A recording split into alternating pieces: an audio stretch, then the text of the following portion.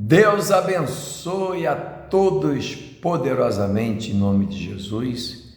Hoje nós vamos terminar a meditação de 2 Crônica 29, quando começamos falando do reinado de Ezequias, que começou bem, abrindo as portas da casa de Deus, restaurando o altar, limpando o templo, tirando as imundícias.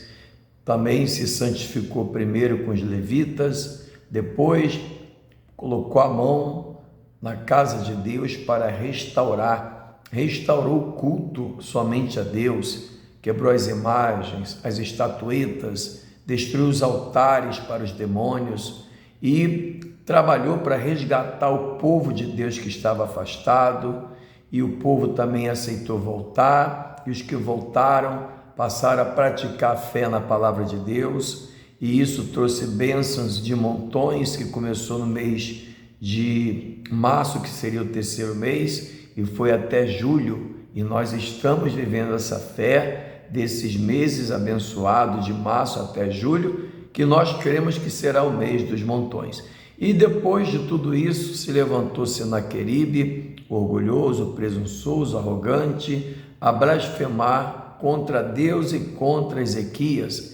Ezequias, por sua vez, levantou os muros que ainda estava abaixo, tapou as fontes de águas, aumentou o número de armas e espadas, aumentou o número de soldados, colocou sentinela para vigiar a cidade e o povo, mas ele chegou a uma conclusão que a vitória ia vir de Deus. E, de fato, Deus mandou um anjo que matou todo o exército de Senaqueribe, e Senaqueribe morreu na mão dos próprios filhos dentro da casa do Nisroque, o seu Deus.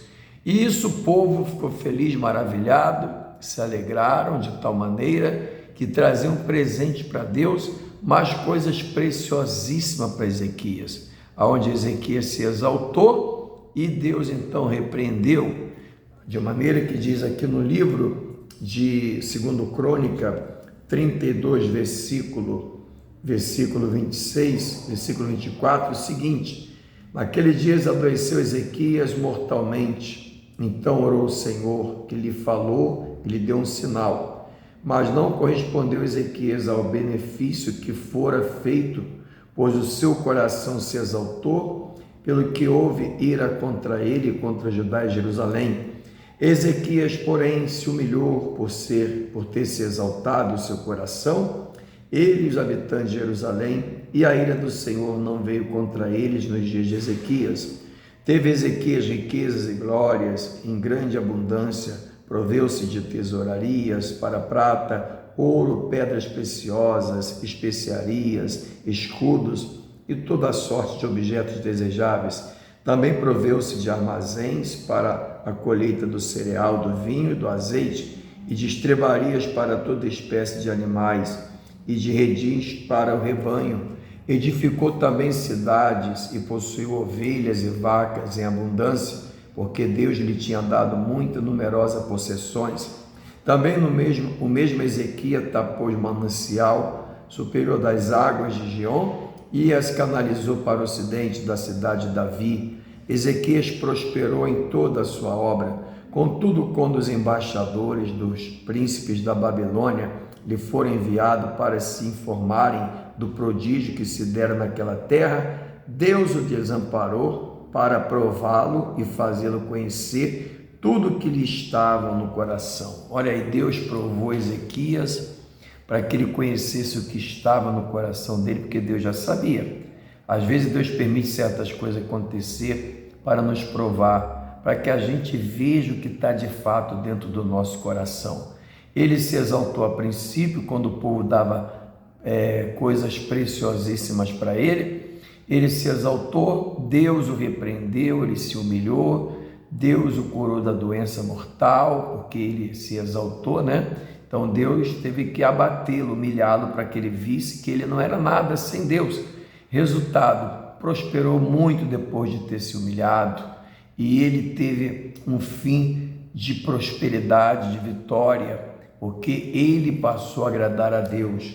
E lá no versículo 32, a morte de Ezequias, quanto aos atos de Ezequias e as suas obras de misericórdia, eis que estão escritos na visão do profeta Isaías, filho de Amós, no livro da história dos reis de Judá e de Israel. Descansou Ezequias com seus pais, o sepultaram na subida para o sepulcro dos filhos de Davi, e todo Judá e os habitantes de Jerusalém lhes prestaram honras na sua morte, e Manassés, seu filho, reinou em seu lugar.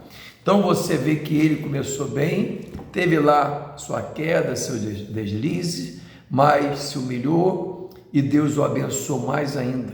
Quando você faz o que agrada a Deus, quando você estreita seu relacionamento com Deus, quando nada substitui Deus na sua vida, ainda que você venha vacilar, venha errar, mas se humilhando, Deus vai ter compaixão de você.